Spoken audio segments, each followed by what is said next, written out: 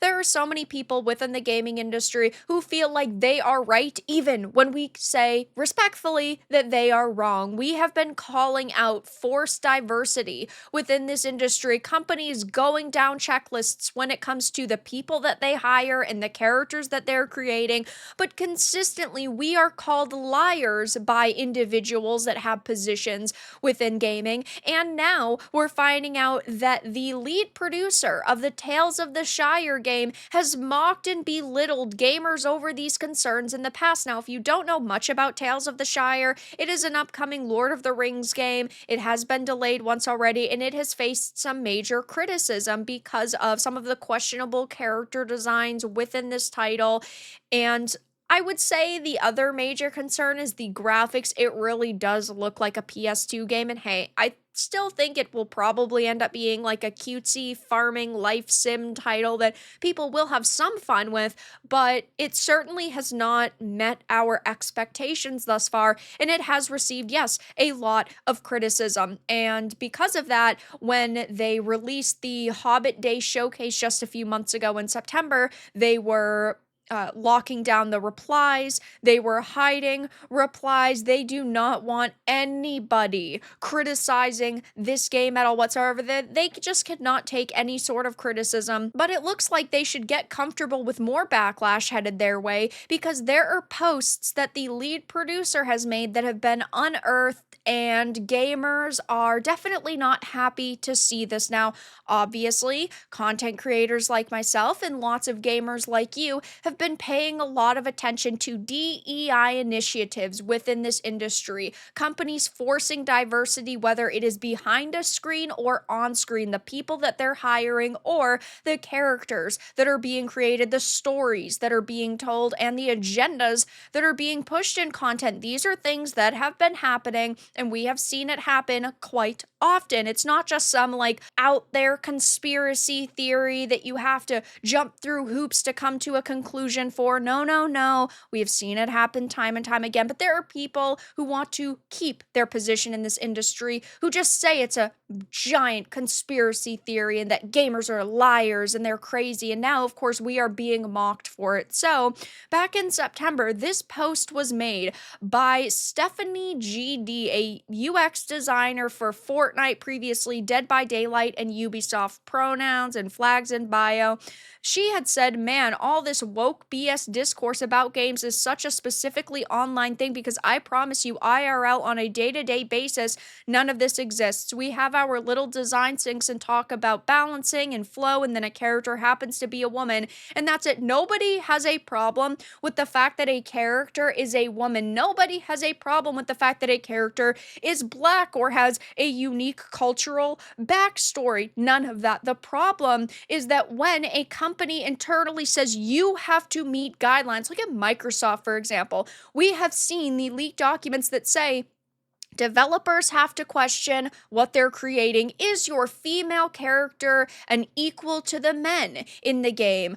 Is she being represented in a way that is respectful towards women? Is her attire appropriate for the situation? Like, is a chainmail bikini set actually appropriate? We have developers being policed. And a big part of that is because investors want things that are being created that are as marketable as possible. They are afraid that if they do not follow these DEI guidelines, I guess is the most simple way to put it, that they, being the studios, will not get the funding that they need for future projects.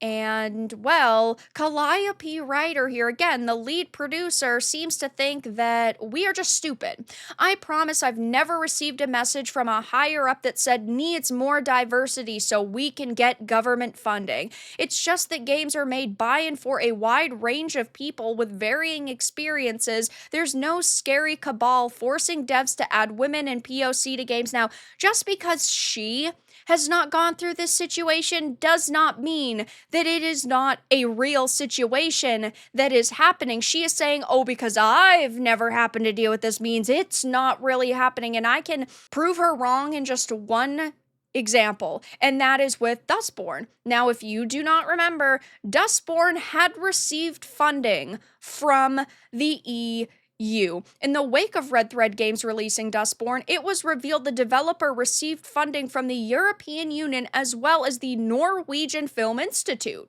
You might be saying to yourself, oh, they just received some money, it's not that big of a deal. First of all, they received $1.4 million from the Norwegian Film Institute, and guess what they have in place, and what they've had in place since 2019? Norwegian Film Institute unveils 9.5-year diversity plan.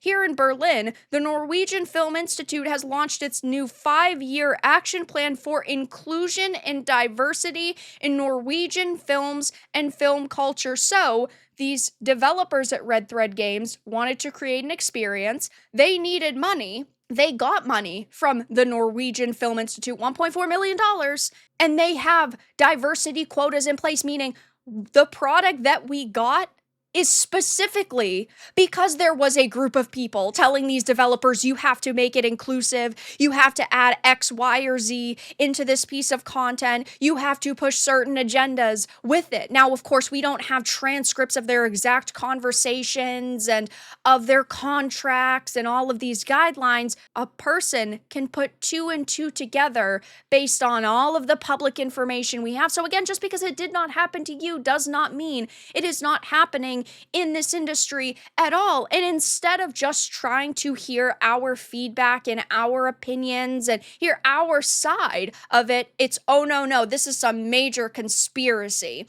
Like, reading these conspiracies online about how this industry works is wild. There's no evil corp working on erasing white men from games. They're busy figuring out how to make you and every other gamer spend more money on microtransactions, which is true. They want people to spend as much money as possible. They do have councils of people who are looking over data on what is the best way to get people to swipe their credit cards.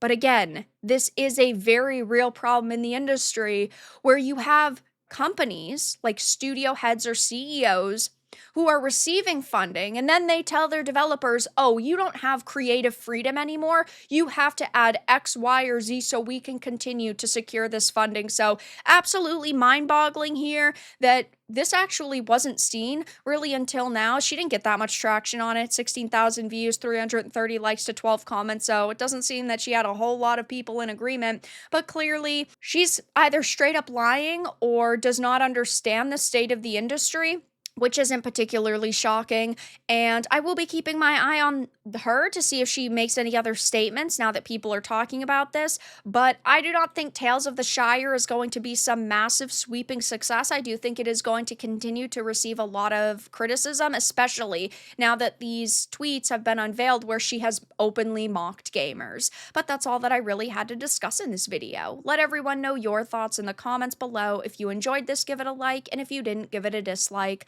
I appreciate your support either way, but I'll talk to you all again in the next video really soon.